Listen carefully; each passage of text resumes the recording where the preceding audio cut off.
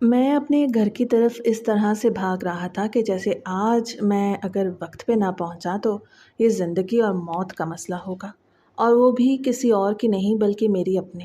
لیکن جیسے ہی دروازہ کھلا، سامنے کا منظر دیکھ میری جان ہی نکل گئی تھی، کیونکہ سامنے جو منظر تھا وہ یہ کہہ رہا تھا کہ یہ سب کچھ میرا نام بصیر ہے اور میں 28 سال کا تھا۔ میری ایک بہت اچھی نوکری تھی۔ میں پولیس کے لیے فوٹوگرافر کا کام کرتا تھا۔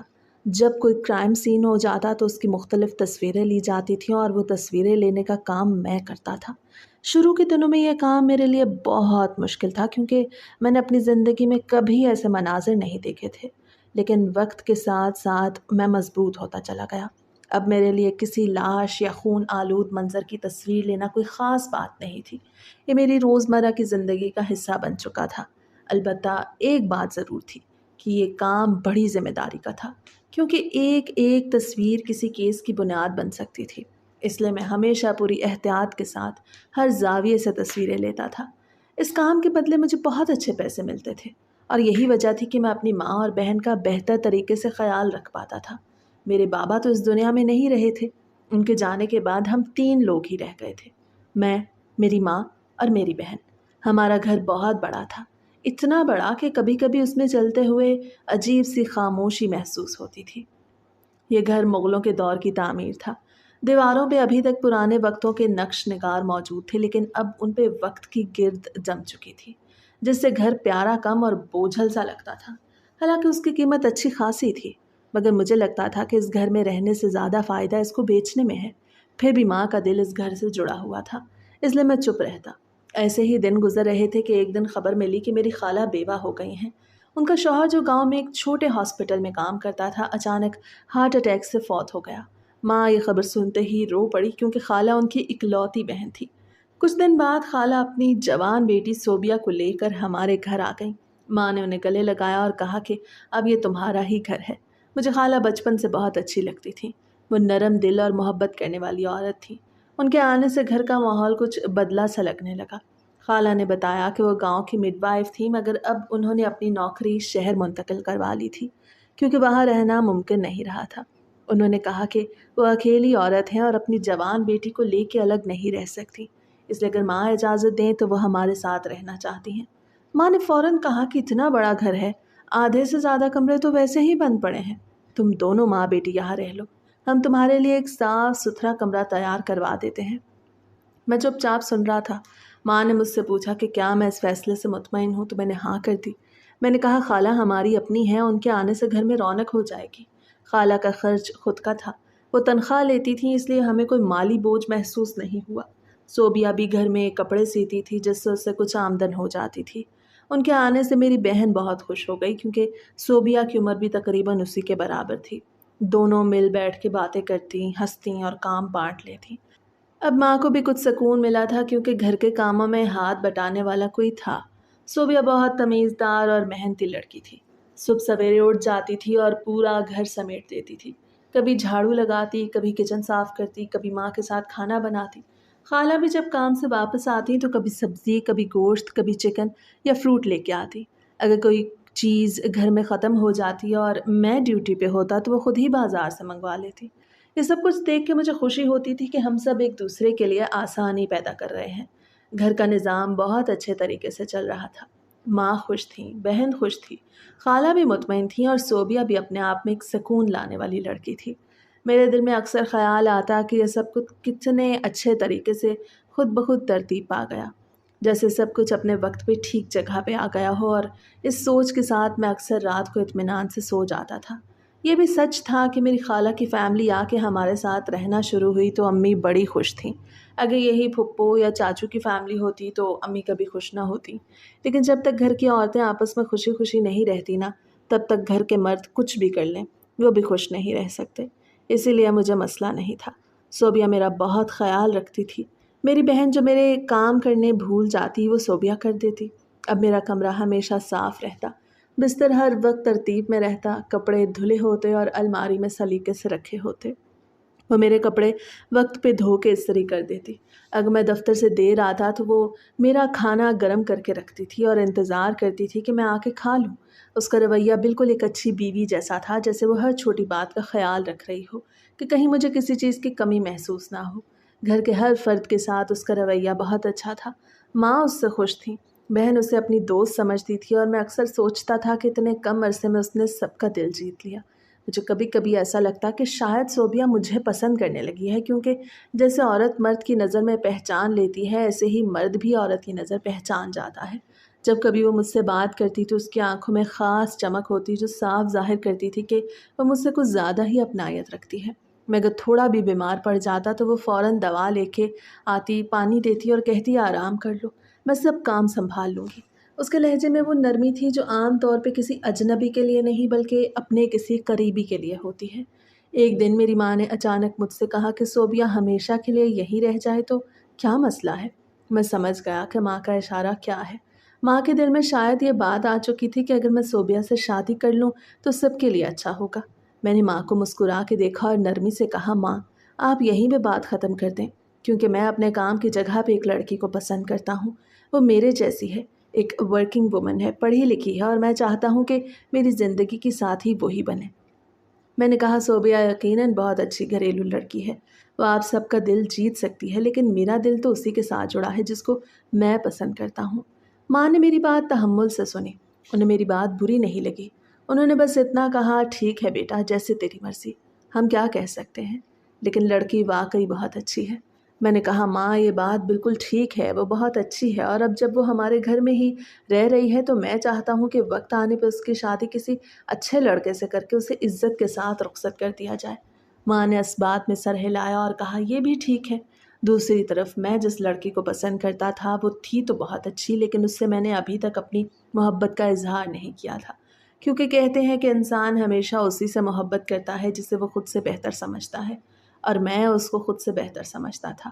وہ تعلیم یافتہ تھی، خوش مزاج تھی، اس کے چہرے پہ ایک وقار تھا جو کسی بھی مرد کو اپنی طرف متوجہ کرنے کے لیے کافی ہوتا ہے۔ لیکن مجھے ہمیشہ یہ خوف رہتا تھا کہ اگر میں نے اس سے اپنی محبت کا اظہار کر دیا اور اس نے انکار کر دیا تو شاید میں کبھی دوبارہ محبت کا نام بھی نہ لے سکوں۔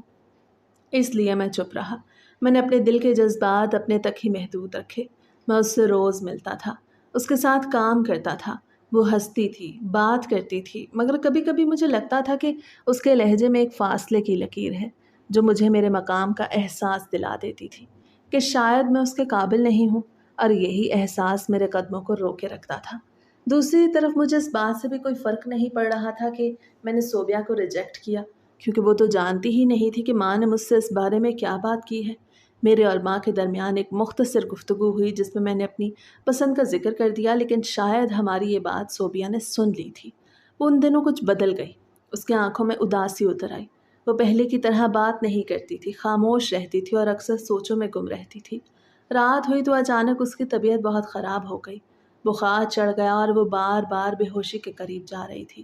ماں گھبرا گئی، ہم اسے فوراً ڈاکٹر کے پاس لے گئے۔ ڈاکٹر نے چیک کرنے کے بعد کہا، لگتا ہے یہ لڑکی کسی شدید ٹینشن یا دباؤ میں ہے، شاید کوئی بات اس کے دل پہ بوجھ بن گئی ہے۔ میں نے دل میں کہا، آج کل کے ڈاکٹرز کو ایک ہی لفظ مل گیا ہے کہ ڈپریشن دیا ہے، ہر مریض کو یہی بول دیتے ہیں۔ لیکن اس وقت صوبیہ کی حالت واقعی بری تھی، اس لیے میں اکیلا ہی اسے کلینک لے گیا۔ جب ہم واپس آ رہے تھے تو میں نے گاڑی میں بیٹھے بیٹھے اس سے کہا، صوبیہ کیا بات ہے، کیوں پریشان ہو، کیا کسی نے کچھ کہا ہے؟ وہ چپ رہی، پھر آہستہ سے بولی، جب نصیب میں محبت نہ ہو تو خوش کیسے رہا جا سکتا ہے؟ محبت ایک ہی بار ہوتی ہے، اور جسے نہیں ملتی وہ بدقسمتوں کی لائن میں کھڑا رہ جاتا ہے، اور جسے مل جاتی ہے وہ خوش قسمت بن جاتا ہے۔ میں اس کے چہرے کو دیکھتا رہا اور مجھے سمجھ آ گئی کہ وہ کس طرف اشارہ کر رہی ہے۔ میں نے کچھ نہیں کہا، مگر دل میں احساس ہوا کہ اس نے واقعی ہماری باتیں سن لی ہیں۔ شاید وہ اس وقت ماں کو چائے دینے آئی ہو اور دروازے کے قریب کھڑی رہ گئی ہو۔ میں نے اس معاملے کو وہیں ختم کرنے کی کوشش کی، کیونکہ مرد اکثر یہی سمجھتے ہیں کہ کسی مسئلے پر ری ایکشن نہ دینا ہی بہتر ہے، وقت کے ساتھ سب کچھ خود ٹھیک ہو جائے گا۔ لیکن ماں اب مسلسل پریشان رہنے لگی تھی۔ وہ بار بار کہتی کہ اچھی بھلی لڑکی تھی، پھول سے کھلی ہوئی، پتہ نہیں اچانک اسے کیا ہو گیا، نہ کھاتی ہے نہ پیتی ہے، ہر وقت رو رہی ہوتی ہے۔ میں نے ماں سے کہا کہ میں اپنے ایک دوست سے بات کرتا ہوں جو بہت اچھا لڑکا ہے، اگر وہ مان گیا تو ہم صوبیہ کی شادی اس کے ساتھ کر دیتے ہیں۔ ماں نے کہا ہاں ٹھیک ہے، لڑکیوں کی شادی وقت پہ ہی ہو جائے تو اچھا ہوتا ہے، ورنہ دل کے بوجھ بڑھ جاتے ہیں۔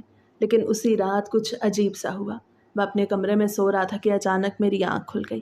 مجھے لگا کہ جیسے میرے کمرے میں کوئی موجود ہے۔ مجھے ایک ہلکی سی آہٹ سنائی دی، جیسے کوئی میرے بستر کے پاس آ کر بیٹھ گیا ہو۔ پہلے تو میں نے سوچا شاید وہمی ہو رہا ہے، لیکن جب میں نے اپنے بستر کے قدموں کی طرف دیکھا تو مجھے دھندلے اندھیرے میں کسی کے لمبے بالوں کا سایہ نظر آیا۔ میں ہڑبڑا کے اٹھ گیا، دل زور زور سے دھڑکنے لگا۔ میں نے فوراً لیمپ آن کیا تو سامنے جو منظر تھا اسے دیکھ میں حیران رہ گیا۔ وہ صوبیہ تھی، میرے بستر کے پاس بیٹھی تھی۔ اس کی آنکھیں سرخ تھیں، چہرہ آنسوں سے بھیگا ہوا۔ اسے مجھ سے نظریں ملا کے کہا، کیا آپ مجھ سے محبت نہیں کرتے؟ کیا میں بری لگتی ہوں؟ کیا مجھ میں کوئی کمی ہے؟ خوبصورت نہیں ہوں کیا؟ کیا میں کسی کے لائق نہیں ہوں؟ آپ نے مجھ سے شادی کرنے سے انکار کیوں کر دیا؟ میں اس کے لہجے کی شدت سن خاموش رہ گیا۔ وہ مسلسل بولتی جا رہی تھی۔ اس کے چہرے پہ ایسا لگ رہا تھا جیسے وہ کئی گھنٹے رو چکی ہو اور اب بس دل کا بوجھ اتارنے آئی ہو۔ میں نے گہرا سانس لیا اور کہا، صوبیہ میری بات غور سے سنو۔ پہلی بات تو یہ کہ تمہیں اس وقت میرے کمرے میں نہیں آنا چاہیے تھا، یہ مناسب نہیں ہے۔ اب پھر تم میری کزن ہو، اس لیے میں تمہیں پیار سے بات سمجھانا چاہتا ہوں کہ میں تمہیں پسند نہیں کرتا، لیکن اس کا مطلب یہ نہیں کہ تم اچھی نہیں، تم بہت اچھی ہو، تمہارا دل بہت صاف ہے، تم بہت خوبصورت ہو اور تم پسند کیے جانے کے قابل ہو۔ جو بھی تمہاری زندگی میں آئے گا وہ تم سے بہت محبت کرے گا اور وہ شخص بہت خوش قسمت ہوگا، لیکن میں کسی اور سے محبت کرتا ہوں۔ میں نے کہا کہ تم نے اپنی صحت خراب کر لی، تم دن بدن کمزور ہو رہی ہو، مگر اس کا کوئی فائدہ نہیں ہے، کیونکہ اگر کسی کو کسی سے محبت ہو جائے تو اس کا یہ مطلب نہیں ہوتا کہ دوسرا بھی اسی وقت اسی شدت سے محبت کرے۔ محبت کسی پہ فرض نہیں ہوتی، ہر دل کی اپنی مرضی ہوتی ہے۔ تم ابھی بہت کم عمر ہو، تمہیں ابھی زندگی کی سمجھ نہیں ہے، تمہیں لگتا ہے کہ یہی محبت ہے، مگر کچھ سال بعد تم خود سمجھ جاؤ گی کہ یہ صرف ایک احساس تھا جو وقت کے ساتھ بدل جاتا ہے۔ میں نے کہا، صوبیہ تم بہت معصوم ہو، مگر میں نے زندگی میں ایک لمحے کے لیے بھی تمہارے بارے میں اس طرح نہیں سوچا۔ تم میرے لیے ہمیشہ میری کزن تھی اور بس یہی رشتہ میرے دل میں تمہارے لیے ہے۔ صوبیہ نے میری بات بہت غور سے سنی۔ اس کے چہرے پر دکھ کی ایک ایسی لہر تھی جو سیدھی دل کے اندر اتر جاتی ہے۔ میں خاموش رہا اور وہ چند لمحے تک میری آنکھوں میں دیکھتی رہی، جیسے میرے چہرے سے سچائی تلاش کر رہی ہو۔ پھر اس نے آہستہ سے سر جھکا لیا۔ میں سمجھ گیا شاید وہ میری بات کو سمجھ گئی ہوگی، کیونکہ جب کوئی شخص کسی کو دل سے چاہنے لگتا ہے اور وہی شخص انکار کر دے تو پھر اس کے بعد کچھ باقی نہیں رہتا۔ انسان چاہے لڑکا ہو یا لڑکی، اس کی اپنی ایک عزت نفس ہوتی ہے، مگر لڑکیوں کی عزت نفس تو اور بھی نازک ہوتی ہے۔ وہ جب ٹوٹتی ہے تو انسان کے اندر سے سب کچھ ختم ہو جاتا ہے۔ صوبیہ چپ چاپ اٹھی اور آہستہ سے بولی، میرے لیے دعا کرنا کہ اللہ میرے دل کو سکون دے۔ میں نے نرمی سے کہا کہ ارے ساری دعائیں تو تمہارے لیے ہی ہیں، فکر نہ کرو، ہم اچھے دوست بن سکتے ہیں۔ اسے میری طرف دیکھا، آنکھوں میں آنسو تھے اور آواز میں شکست۔ کہنے لگی، نہیں، محبت نہیں تو دوستی کا لالچ نہ دو۔ مجھے دوستی نہیں چاہیے تھی، مجھے آپ سے محبت چاہیے تھی۔ یہ کہہ کے وہ پلٹی اور دروازے سے باہر چلی گئی۔ میں دیر تک وہیں بیٹھا رہا، دل میں ایک عجیب سا خالی پن محسوس ہو رہا تھا۔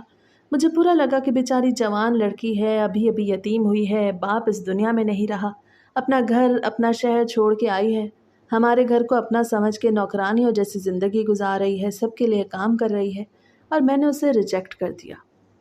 دل میں خیال آیا کہ شاید میں تھوڑا سخت ہو گیا ہوں، لیکن اگلے ہی لمحے خود کو تسلی دی کہ چھوٹے دکھ کبھی کبھی بڑے دکھوں سے بہتر ہوتے ہیں، کیونکہ اگر میرے دل میں اس کے لیے محبت نہیں تھی تو میں اسے خوش بھی نہیں رکھ سکتا تھا، اور جھوٹی محبت کے سہارے کسی کی زندگی برباد کرنا ظلم ہوتا ہے۔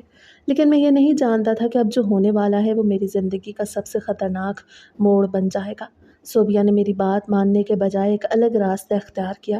اس نے وہ سب باتیں جو میں نے اسے سمجھانے کی نرمی سے کہی تھی، وہ سب جا کے میری ماں سے کہہ دی۔ اس نے ماں کے سامنے روتے ہوئے کہا کہ میں آپ کے بیٹے کے بغیر نہیں رہ سکتی، اگر اس نے مجھ سے شادی نہ کی تو وہ اپنی زندگی ختم کر لوں گی۔ 3 دن گزر گیا اور وہ کچھ کھاتی پیتی نہیں تھی۔ گھر کا ماحول عجیب سا ہو گیا۔ وہ جب کام سے واپس آیا تو خالہ روتی ہوئی ملی۔ خالہ کے آنسو دیکھ میرا دل ہل گیا۔ وہ کہنے لگی، بیٹا، وہ کبھی ایسی نہیں تھی، کسی سے بات نہیں کرتی تھی، نہ باہر جاتی تھی، نہ کسی سے دوستی کی، بس تمہیں دیکھا اور پسند کر بیٹھی ہوگی۔ तुम्हारे लिए ये सब कह रही है। अगर उसने वाकई अपने साथ कुछ कर लिया, अपनी जान ले ली, तो मैं क्या करूँगी? वो मेरे शौहर की आखिरी निशानी है, मेरे जीने का आखिरी सहारा है। अल्लाह ने मुझे बेटा नहीं दिया। अगर वो चली गई तो मैं भी ज़िंदा नहीं रह सकूँगी। खाला की आवाज़ में इतना दर्द था कि मैं कुछ बोल ही ना पाया। मैंने कहा, खाला, मैं नहीं जानता था कि सोबिया इस तरह की हरकत करेगी। मैंने समझा था कि वो समझदार है, वो मेरी बात मान लेगी, लेकिन अब जो कुछ वो कर रही है वो गलत है, और मैं इस दबाव में आके अपनी ज़िंदगी का फ़ैसला नहीं कर सकता। मैंने साफ कह दिया कि मैं उससे शादी नहीं कर सकता, क्योंकि मैं किसी और से मोहब्बत करता हूँ और मैं अपनी मोहब्बत के ख़िलाफ़ नहीं जा सकता। खाला रोने लगी। उनकी सिसकियाँ सुन के माँ भी नरम पड़ गई। माँ को बुरा लगा कि उनकी बहन उनके सामने सवाली बन गई है। उनकी आंखों में आंसू हैं और वो अपनी बेटी की इज्जत और ज़िंदगी के लिए मुझसे इल्तिजा कर रही हैं। माँ के चेहरे पे अफसोस था, लेकिन मेरे दिल में एक जंग थी। एक तरफ खाला के आंसू थे और दूसरी तरफ मेरी अपनी मोहब्बत थी, और मैं अपने दिल के ख़िलाफ़ नहीं जा सकता था। मैंने खुद से कहा कि मैं उनके दुखों के पीछे अपनी ज़िंदगी नहीं बर्बाद कर सकता। इसलिए मैंने फ़ैसला किया कि मैं इस मौज़ू को वहीं ख़त्म कर दूँगा। इसी दौरान मैंने अपने दफ़्तर में काम करने वाली लड़की से बात करने का फ़ैसला किया। वो लड़की बहुत समझदार थी और मैं उसी से मोहब्बत करता था। मैंने मौका देख के उससे बात छेड़ी और कहा, मैं तुम्हें पसंद करता हूँ। वो मुस्कुराई और बोली कि अभी मैंने शादी का सोचा नहीं, लेकिन मैं तुम्हारे साथ रिलेशनशिप में आने के बारे में सोच सकती हूँ। उसके मुंह से रिलेशनशिप का लफ्ज़ सुन के मैं चौंक गया। मैंने कहा, रिलेशनशिप? अच्छी लड़कियाँ रिलेशनशिप नहीं रखती। वो फ़ौरन बोली, तुम तो अभी से मुझे जज करने लगे हो। मैंने फ़ौरन कहा, नहीं, ऐसा नहीं था, सॉरी, माफ़ कर दो, बस वैसे ही बोल दिया। वो बोली, मैं तुम्हें 1-2 साल देखूंगी कि तुम मेरे साथ चलने के काबिल हो भी या नहीं। अगर तुम सच्चे साबित हुए तो फिर मैं तुम्हारे साथ अपनी पूरी ज़िंदगी गुजारूंगी, लेकिन अगर मुझे लगा कि तुम मेरे लायक नहीं तो मैं पीछे हट जाऊंगी, क्योंकि मेरी ज़िंदगी में कोई नहीं है। मुझे जिसको भी चुनना है सोच समझ के चुनना है। वो हद से ज़्यादा समझदार थी, शायद इसीलिए उसने ये बात इतनी साफ कही। मैंने भी मुस्कुरा के कहा, ठीक है, जैसे तुम कहो वैसे ही सही। उसी दिन हम दोनों एक साथ लंच पे गए। उस दिन उसके चेहरे की चमक और बातों की नरमी ने मेरा दिल जीत लिया। हमने काम के अलावा ज़िंदगी की बातें की, ख्वाबों की बातें की, उसके बचपन के किस्से और मेरे गांव के वाक़यात। उस दिन के बाद मुझे लगा कि शायद मेरी ज़िंदगी अब किसी बेहतर सिमत में जा रही है, मगर मुझे ये नहीं मालूम था कि मेरे पीछे एक ऐसा तूफ़ान उठने वाला है जो मेरे सुकून को मुकम्मल तौर पे ख़त्म कर देगा। चाहे मैं अपनी ज़िंदगी में खुश था। उस लड़की के साथ जाना आना हो रहा था। वो अक्सर कहती कि हम ज़्यादा से ज़्यादा वक्त एक दूसरे के साथ गुजारेंगे ताकि हम एक दूसरे को बेहतर समझ सकें। मैं भी उसके साथ वक्त गुजार के एक अलग सा सुकून महसूस करता, जैसे एक नई ज़िंदगी मिल गई हो। मगर दूसरी तरफ घर में माहौल कुछ और ही बन चुका था। खाला के चेहरे पर अब एक अजीब सी सख्ती थी। वो जब भी मुझे देखती उनकी नज़रों में शक और गुस्सा होता, जैसे मैंने कोई बड़ा गुनाह कर दिया हो, कोई ऐसी गुस्ताखी जो माफ़ ना हो सके। कभी कभी उनकी खामोशी भी बहुत कुछ कह जाती थी और मैं समझ जाता था कि अब सोबिया की बातें उनके दिल में बैठ चुकी हैं। रात का वक्त था, मौसम खामोश था, घर के सब लोग अपने अपने कमरों में सोए हुए थे। मैं देर से घर आया था और थका हुआ अपने बिस्तर पे लेटा ही था कि अचानक कमरे का दरवाज़ा आहिस्ता से खुला। पहले तो मैं समझा शायद हवा की वजह से खुल गया, मगर जब नज़रें दरवाजे की तरफ उठी तो सामने सोबिया खड़ी थी। मैंने चौंक के कहा, तुम यहाँ क्या करने आई हो? तुम्हारा दिमाग ठीक है? रात के इस पहर मेरे कमरे में आने का क्या मतलब है? वो आहिस्ता से आगे बढ़ी और कहने लगी, क्या मैं आपको खूबसूरत नहीं लगती हूँ? मैंने हैरत से उसे देखा। वो रो नहीं रही थी, बल्कि उसके लहजे में एक ज़िद थी, एक ज़िद जो पता नहीं कब से पल रही थी। वो कहने लगी कि आप मेरा चेहरा देख रहे हैं, लेकिन जो चीज़ नज़र नहीं आ रही वो देख लें। मैं आपके बगैर नहीं रह सकती।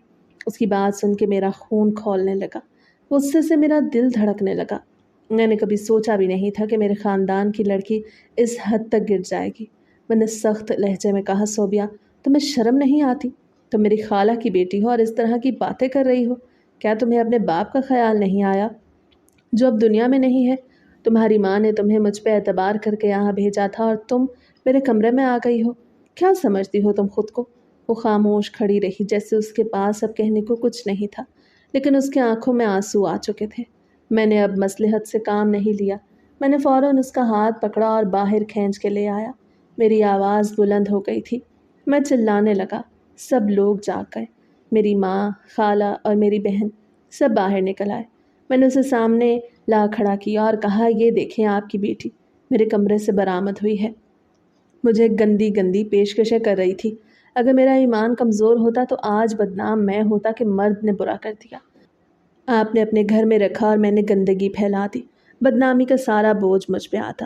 میری ماں کی آنکھوں میں حیرت تھی۔ خالہ کا چہرہ پیلا پڑ گیا۔ وہ کانپنے لگیں اور بولی، نہیں بیٹا، ایسا نہیں ہو سکتا، میری بیٹی ایسا نہیں کر سکتی۔ لیکن میں نے سخت لہجے میں کہا، خالہ اب دو ہی راستے ہیں، یا تو آپ اسے یہاں سے لے جائیں اور کسی کرائے کے مکان میں شفٹ ہو جائیں۔ اس گھر کا کرایہ، راشن پانی سب کچھ میں دوں گا، لیکن آپ لوگ اس گھر میں اب نہیں رہیں گے۔ اور دوسری بات یہ کہ آپ اس کی شادی جلد از جلد کر دیں، اس کا خرچ بھی میں کروں گا، مگر یہ لڑکی اب اس گھر میں نہیں ہونی چاہیے۔ میرے الفاظ پتھروں کی طرح گرے۔ صوبیہ خاموشی سے رو رہی تھی۔ خالہ نے غصے میں آ کے اسے 2-3 زوردار تھپڑ مارے اور کہا، تم نے میرا سر شرم سے جھکا دیا۔ اس کی ماں اسے کمرے میں لے گئی۔ میری ماں نے بھی اسے ڈانٹا اور کہا، تم نے ہم سب کا دل توڑ دیا۔ میں نے بھی اپنے دل کا سارا غصہ نکال دیا تھا، کیونکہ اس کی حرکت نے میرا سکون چھین لیا تھا۔ رات بھر گھر میں کوئی نہیں سویا، سب خاموش تھے، بس کبھی کبھی خالہ کے رونے کی آواز آتی تھی۔ صبح جب سورج نکلا تو ماحول بالکل سنسان تھا، جیسے طوفان گزر چکا ہو۔ خالہ میرے پاس آئیں، ان کی آنکھیں سوجی ہوئی تھیں۔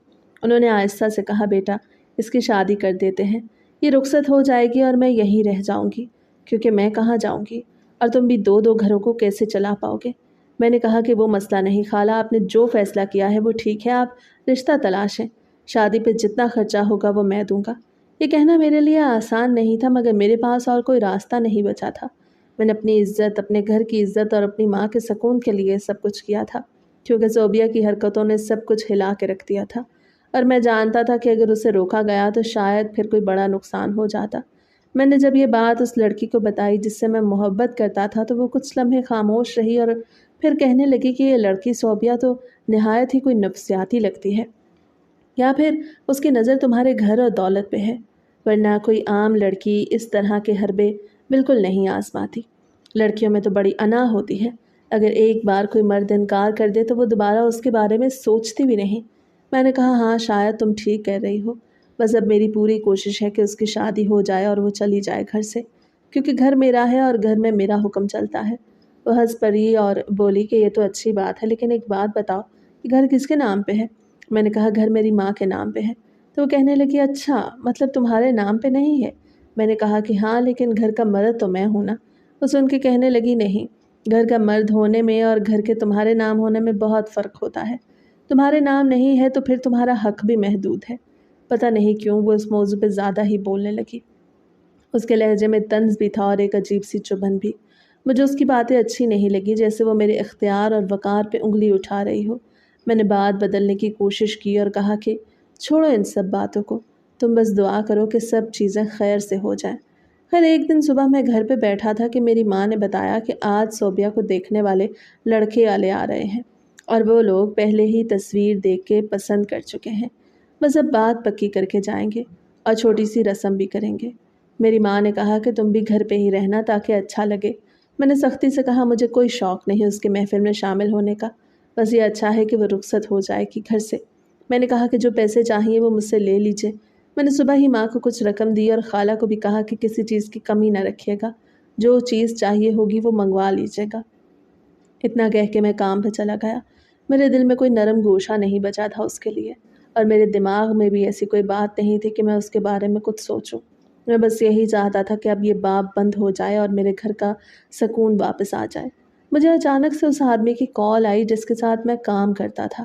یہ پولیس کا ہیڈ تھا اور اس کی آواز میں ایک عجلت سی تھی۔ کہنے لگا، فوراً نکل آؤ، کرائم سین پہ جانا ہے، بازار کے بیچوں بیچ ایک بڑا واقعہ ہوا ہے، جلدی آ جاؤ۔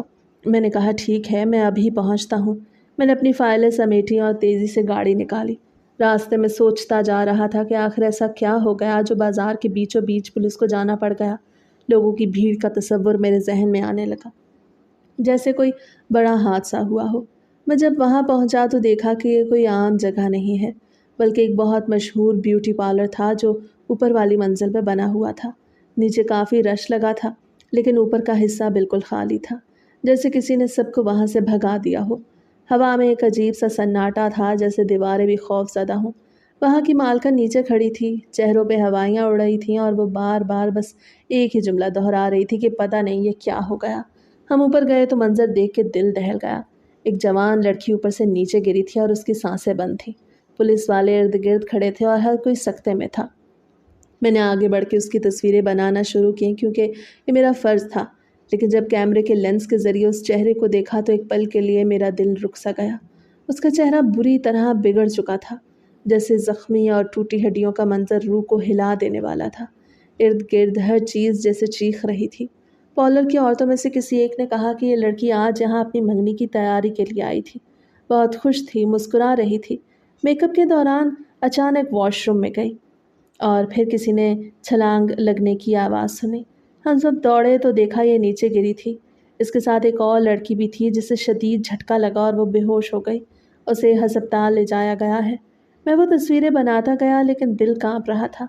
उसके चेहरे पर कुछ पहचानने की कोशिश की मगर जहन मानने को तैयार नहीं था। मेरा सीनियर बोला, फ़ौरन तस्वीरें डेवलप करो, ये केस अहम लगता है। मैं तस्वीरें लेकर दफ्तर पहुंचा और अंधेरे कमरे में जाके उन्हें साफ करने लगा। तस्वीरें जैसे जैसे साफ होती गईं मेरा दिल धड़कने लगा और जब आखिरी तस्वीर वाज़ेह हुई तो मेरे कदमों के नीचे से ज़मीन निकल गई। मैंने कुर्सी को धिक्का दिया और भाग खड़ा हुआ जैसे कोई आतिशफ़िशा मेरे पीछे फटने वाला हो। रास्ते में मेरी सांस फूल रही थी। मैं किसी तरह घर पहुंचा, दरवाज़ा धड़धड़ाया और अंदर दाखिल हुआ तो मंजर देख दिल दहल गया। खाला एक तरफ बैठी रो रही थी, माँ ने सर पकड़ा हुआ था, बहन एक कोने में सहम के बैठी थी। मैंने हाँफते हुए पूछा, क्या हुआ, सोबिया कहाँ है? सब ने मेरी तरफ देखा और माँ ने रोते हुए कहा, पता नहीं वो कहाँ है। सुबह पॉलर गई थी तैयार होने के लिए, अभी तक वापस नहीं आई। फ़ोन भी बंद जा रहा है और उसके साथ आलिया गई थी, उसका भी कुछ पता नहीं। मैंने बेख्तियार कहा, आलिया तो अस्पताल में है। माँ चौंक के बोली, आलिया अस्पताल में क्या कर रही है? मैंने कहा, आप खुद जाके पता करें, मैं अभी कुछ नहीं कह सकता। आप फ़ौरन वहाँ जाएं और मुझे जाके फ़ोन करना। लेकिन सच ये था कि मुझे अब यकीन हो चुका था कि जिस लड़की ने पॉलर की छत से छलांग लगा के अपनी ज़िंदगी ख़त्म कर ली वो कोई और नहीं बल्कि सोबिया ही थी। मैं खामोशी से खड़ा रह गया, दिल जैसे सीने में धंस गया हो। खाला के रोने की आवाज़ें और माँ की सिसकियाँ मेरे कानों में गूंजती रहीं। इसके बाद जो कुछ हुआ वो सब एक रस्मी सा अमल था, जैसे ज़िंदगी अपनी रफ्तार से बेहिसी में चल रही हो। पुलिस की रिपोर्ट तैयार हुई, लवाहिकीन को इत्तला दी गई और उनकी इजाज़त से पोस्टमार्टम का अमल मुकम्मल किया गया। मगर उस केस में सब वाज़ेह था, उसने अपनी ज़िंदगी खुद ख़त्म की थी। खाला की हालत इतनी ख़राब थी कि वो बार बार बेहोश हो जाती। जब होश आता तो सिर्फ़ एक जुमला दोहराती कि मैंने अपनी बच्ची को क्यों नहीं रोका, मैंने क्यों उसे जाने दिया। फिर वो फिर से बेहोश हो जाती। उनकी आंखों में वो दुख था जो लफ्ज़ों में बयान नहीं किया जा सकता था। आखिरकार सोबिया को मिट्टी के हवाले कर दिया गया। मैं कब्रिस्तान में खामोश खड़ा था, लोग जा रहे थे, माँ रोते हुए कुरान पढ़ रही थी और मैं बस ज़मीन की तरफ देख रहा था। मेरी ज़ुबान से एक लफ्ज़ भी नहीं निकल रहा था। मैंने तो घर वालों को उसकी शादी की तैयारी के लिए पैसे दिए थे, लेकिन वही पैसे उसकी मैयत की तैयारी में लग चुके थे। एक लम्हे में सब कुछ बदल गया और वो हमेशा के लिए इस दुनिया से चली गई। हम सोच रहे थे कि वो नफसियाती है या पागल है या शायद मेरे घर के पीछे है या मेरी शक्ल सूरत में मर मिटी है, लेकिन वो सचमुच मुझसे शादी करना चाहती थी। मैंने कभी उसकी बातों को संजीदगी से नहीं लिया। सब हंसी मजाक में उड़ा देते थे। हम सब ने मिलकर उस पे हाथ भी उठाया, उसे बातें भी सुनाई और शायद यहीं से उसके दिल में ये एहसास बैठ गया कि अब उसकी शादी किसी और से कर दी जाएगी तो वो अपनी ज़िंदगी को ख़त्म कर बैठेगी। वो घर से तैयार होने के लिए निकली थी, किसी और के लिए, लेकिन वहीं पे अपने हाथों से अपनी ज़िंदगी को ख़त्म कर गई। मुझे ऐसा लगा जैसे मेरे अंदर कुछ टूट गया हो। ये पछतावा मेरे दिल में ऐसा बैठ गया कि जैसे अब ये कभी निकलने वाला नहीं था। मैं दिन रात यही सोचता रहता कि अगर मैंने उसे इनकार ना किया होता, अगर मैंने उसे इतनी सख्त बातें ना सुनाई होती तो शायद वो ज़िंदा होती। मुझे ऐसा लगता था कि मैं कभी खुश नहीं रह पाऊँगा। उसका वो चेहरा जिसे मैंने आखिरी बार बहुत गौर से देखा था, मेरी आँखों में हर वक्त घूमता रहता था। वो चेहरा अब मुस्कुरा नहीं सकता था। वो आंखें जो कभी मोहब्बत से मुझे देखती थीं अब हमेशा के लिए बंद हो चुकी थीं। वो लड़की जो मेरी कज़न थी, मेरे घर की औरत थी, मेरे से उम्र में छोटी थी, एक मासूम लड़की जो मुझसे मोहब्बत करती थी, इस दुनिया से जा चुकी थी और मैं उसके लिए कुछ नहीं कर पाया था। अगर मैंने उसे अपनी आंखों से ना देखा होता तो शायद ये दर्द इतना गहरा ना होता। लेकिन अब तो वो मंज़र मेरी रूह में पेवस्त हो चुका था। खाला का दुख नाकाबिले बयान था। ان کی آنکھوں میں صرف آنسو تھے اور زبان پہ بددعا۔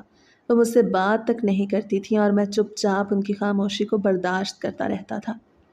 پھر ایک دن خالہ نے وہ بات کہہ دی جس نے مجھے اندر سے ہلا کے رکھ دیا۔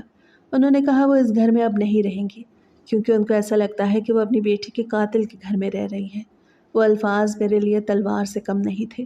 ماں نے بڑی مشکل سے انہیں سمجھانے کی کوشش کی، کہا کہ کہاں جاؤ گی، کون سہارا دے گا، لیکن خالہ نے روتے ہوئے کہا کہ سہارا تو ویسے بھی کوئی نہیں ہے میرا، زندگی جیسے تیسے گزر جائے گی، جب ختم ہو جائے تو مجھے مٹی کے حوالے کر دینا۔ پھر وہ چلی گئیں اور ان کے جانے کے بعد گھر میں ایک عجیب سی ویرانی چھا گئی۔ ماں بھی مجھ سے ناراض رہنے لگی۔ وہ مجھے دیکھتی تو آنکھوں میں وہی سوال ہوتا کہ اگر تم نہ ہوتے تو شاید صوبیہ زندہ ہوتی۔ گھر کا ماحول اتنا بوجھل ہو گیا تھا کہ ہر چیز منحوس لگنے لگی۔ خالہ کے جانے کے بعد ماں اکثر خاموش بیٹھی رہتی اور جب کبھی یہ بات کرتی تو صرف ایک ہی جملہ کہتی کہ جس گھر سے جنازہ اٹھ جائے وہاں سکون نہیں رہتا۔ ایسے حالات میں جب میں تھوڑا سنبھلنے کی کوشش کر رہا تھا تو جس لڑکی سے میں محبت کرتا تھا اس سے شادی کی بات کی تو اس نے بھی ایسا وار کیا کہ میں پھر سے ٹوٹ گیا۔ وہ کہنے لگی شادی تو میں تم سے کر لوں گی لیکن ایک شرط پہ، تمہیں اپنا گھر میرے نام کرنا ہوگا۔ میں نے حیرت سے پوچھا تمہیں میرے گھر پہ نظر ہے؟ تو کہنے لگی گھر پہ نظر نہیں، اپنی سیکیورٹی کے لیے کہہ رہی ہوں، ورنہ ایک نوکری اور ایک گھر کے علاوہ تمہارے پاس ہے ہی کیا؟ میں نے کہا گھر تو تمہارے نام نہیں کر سکتا کیونکہ میں بھی تو تمہیں ابھی پوری طرح نہیں جانتا۔ اس پر وہ ناراض ہو گئی اور کہنے لگی کہ 1 سال سے میرے ساتھ کیا کر رہے ہو؟ میں نے ہلکی مسکراہٹ کے ساتھ کہا یہ سوال تو میں بھی تم سے کر سکتا ہوں کہ پچھلے 1 سال سے تم میرے ساتھ کیا کر رہی ہو جب ابھی بھی تمہیں سیکیورٹی کی پڑی ہے؟ میں نے اسے کہا حق مہر میں جتنا مرضی لکھوا لو، جو چاہو لکھوا لو، میں انکار نہیں کروں گا، لیکن اپنا گھر نہیں دوں گا کیونکہ اینڈ ٹائم پہ اعتماد کے بغیر کوئی رشتہ نہیں چلتا۔ میں نے کہا میں تمہارے لیے سب کچھ چھوڑ سکتا ہوں لیکن خود کو ختم نہیں کر سکتا۔ تمہارے ہاتھ میں میری عزت، میرا اعتبار سب کچھ ہوگا مگر گھر نہیں۔ وہ بولی اگر گھر نہیں تو کچھ بھی نہیں، اور پھر چلی گئی۔ اس نے ایک لمحہ بھی نہیں لگایا مجھے چھوڑنے میں، جیسے میں کوئی بوجھ ہوں اس کے لیے۔ اسے میرا نمبر بلاک کر دیا۔ گلی میں سامنے سے گزرتی تو ایسے دیکھتی جیسے کبھی جانی پہچان نہ ہو، جیسے میں اس کی زندگی میں کبھی تھا ہی نہیں۔ اس دن کے بعد میرے اندر کی خاموشی چیخ بن گئی۔ میں لوگوں میں بیٹھا ہوتا تو بھی اکیلا محسوس کرتا۔ مجھے لگا شاید یہ میری سزا ہے۔ صوبیہ کی موت کا صدمہ، خالہ کی نفرت کا زخم اور اس لڑکے کی بے وفائی کا درد، سب مل کر میری روح کو چیر رہے تھے اور میں کچھ بھی نہیں کر پا رہا تھا، بس وقت کے ساتھ ساتھ اپنے اندر دفن ہوتا جا رہا تھا۔ صوبیہ کی قبر پہ جاتا ہوں، جا کے معافی مانگتا ہوں، کئی دفعہ معافی مانگ چکا ہوں لیکن دل ہلکا نہیں ہوتا۔ ایسا لگتا ہے جیسے میرے سینے کے اندر کوئی بھاری پتھر رکھا ہو جو ہٹنے کا نام نہیں لیتا۔ جب بھی قبر پہ جاتا ہوں تو مٹی کو ہاتھ سے چھوتا ہوں اور بس ایک ہی بات کہتا ہوں کہ صوبیہ مجھے معاف کر دو، میں تمہیں سمجھ نہیں پایا، تمہارے دل کی بات نہیں سن سکا، تمہاری آنکھوں میں جو درد چھپا تھا وہ نہیں پڑھ سکا، تم میری وجہ سے اس حال تک پہنچ گئی۔ میں مانتا ہوں کہ تمہارا گناہ نہیں بلکہ مجھ سے محبت تھی، لیکن میں نے تمہیں گنہگار بنا دیا۔ میں وہاں دیر تک بیٹھا رہتا ہوں۔ کبھی کبھی لگتا ہے کہ قبر کے اندر سے وہ بولے گی کہ میں نے معاف کر دیا، لیکن کوئی آواز نہیں آتی، صرف ہوا چلتی ہے اور درختوں کے پتے ہلتے ہیں جیسے وہ بھی میرے ساتھ رو رہے ہوں۔ میں نے کئی دفعہ دل سے رو کے معافی مانگی ہے لیکن دل کا بوجھ کم نہیں ہوتا۔ مجھے ایسا محسوس ہوتا ہے جیسے میں نے اپنی زندگی کی سب سے بڑی غلطی کر دی ہو جس کا کفارہ کبھی نہیں پاؤں گا۔ میری ماں بھی اکثر اس کو یاد کر کے بیٹھ جاتی ہیں۔ ماں کے چہرے پہ افسوس کی لکیریں ہیں۔ وہ کہتی ہیں کہ اچھی بھلی لڑکی تھی، تجھ سے محبت کرتی تھی، اس گھر کو اپنا سمجھتی تھی، تیری ماں کو اپنا سمجھتی تھی، اگر تیری اس سے شادی ہو جاتی تو تمہاری زندگی بہت سکون والی ہوتی، وہ بہت خوش قسمت ہوتی، تو اور وہ بھی بہت خوش رہتی، وہ تجھے کبھی دکھ نہ دیتی، ہمیشہ تیری خدمت گزار رہتی، ہمیشہ تیرے ساتھ کھڑی رہتی۔ مجھے ماں کی یہ باتیں تیر کی طرح چبھتی ہیں کیونکہ دل کے کسی کونے میں بھی جانتا ہوں کہ یہ سب سچ ہے۔ میں جانتا ہوں کہ صوبیہ نے جو قدم اٹھایا وہ گناہ نہیں تھا، وہ بد کرداری نہیں تھی، وہ اس کی محبت کی انتہا تھی۔ وہ چاہتی تھی کہ میں صرف اس کا ہو جاؤں۔ اس کی محبت اس حد تک پہنچ چکی تھی کہ وہ اپنی جان تک قربان کر گئی تاکہ شاید وہ مجھے پالے، لیکن میں اس کے جذبے کو نہ سمجھ سکا۔ میں نے اس کے درد کو مذاق سمجھا اور جب تک حقیقت کا احساس ہوا وہ اس دنیا سے جا چکی تھی۔ مجھے ایسا لگتا ہے کہ اگر وہ زندہ ہوتی تو زندگی کچھ اور ہوتی، چاہے ہم دونوں کی شادی نہ بھی ہوتی لیکن وہ کہیں نہ کہیں میرے آس پاس ضرور ہوتی۔ کم سے کم اتنا تو ہوتا کہ میں اس کی آواز سن سکتا، اس کا چہرہ دیکھ سکتا، اس کی موجودگی محسوس کر سکتا، لیکن اب تو وہ مٹی کے نیچے سو رہی ہے اور میں بس یادوں کے بوجھ کے نیچے 2 بار شادی کی بات چل چکی ہے، لیکن کوئی بات نہیں بنتی، حالانکہ نوکری بھی ہے، گھر بھی ہے اور شکل صورت بھی بری نہیں، لیکن پتہ نہیں کیوں بات نہیں بنتی۔ ہر بار کچھ نہ کچھ ایسا ہو جاتا ہے کہ رشتہ رک جاتا ہے یا بات ختم ہو جاتی ہے۔ ماں کہتی ہے شاید صوبیہ کی بد دعا لگ گئی۔ ماں اکثر روتے ہوئے کہتی ہے کہ پتہ نہیں اس نے اپنے آخری سانس پہ کیا مانگا ہوگا، کہیں ایسا تو نہیں کہ وہ تیری بربادی کی دعا کر کے گئی ہو۔ میں خاموش ہو جاتا ہوں کیونکہ اس بات کا جواب میرے پاس نہیں ہوتا۔ کبھی کبھی میں سوچتا ہوں کہ شاید سچ میں اس کی آخری دعا بد دعا بن گئی ہو۔ کئی راتیں ایسی گزرتی ہیں جب نیند نہیں آتی، میں بس چھت کو دیکھتا رہتا ہوں اور سوچتا ہوں کہ اگر وہ زندہ ہوتی تو میری زندگی کیسی ہوتی۔ کبھی کبھی خواب میں آتی ہے، خاموش کھڑی رہتی ہے، کچھ نہیں کہتی، بس اپنی بڑی بڑی آنکھوں سے دیکھتی رہتی ہے جیسے کچھ پوچھ رہی ہو۔ کبھی کبھی لگتا ہے کہ وہ میری زندگی میں اب بھی ہے، بس دکھانے کے لیے نہیں، سننے کے لیے نہیں، بلکہ میرے دل کے اندر۔ اب تو مجھے یہی لگتا ہے کہ شاید یہی میری سزا ہے، شاید صوبیہ کی محبت ہی میرا عذاب بن گئی ہے۔ میں نے ایک بار محبت کو ٹھکرایا، اس کے بعد زندگی نے مجھے کبھی خوش نہیں رہنے دیا۔ آج بھی جب میں قبر پہ جاتا ہوں تو دل سے یہی دعا کرتا ہوں کہ خدا اگر کہیں سے میری آواز پہنچ رہی ہے تو اسے یہ بات ضرور بتا دینا کہ میں آج بھی اسے یاد کرتا ہوں اور شاید اپنی آخری سانس تک کرتا رہوں گا۔ یہ سوچ کر اور بھی زیادہ دکھ ہوتا ہے کہ دنیا میں لوگوں کو محبت نہیں ملتی اور مجھے محبت کی پہچان نہ ہوئی۔ خوش رہنا ہو تو اس سے شادی کرنی چاہیے جو آپ سے محبت کرتا ہے، اور میرے ہاتھ سے یہ موقع نکل گیا۔ اب آپ لوگ ہی بتائیں، اگر آپ میری جگہ ہوتے تو کیا کرتے؟ کیا اس دل کا بوجھ کبھی ہلکا ہو سکتا ہے؟ کیا اس درد کی کوئی دوا ہوتی ہے، یا پھر میں ہمیشہ اسی دکھ کے ساتھ جیتا رہوں گا؟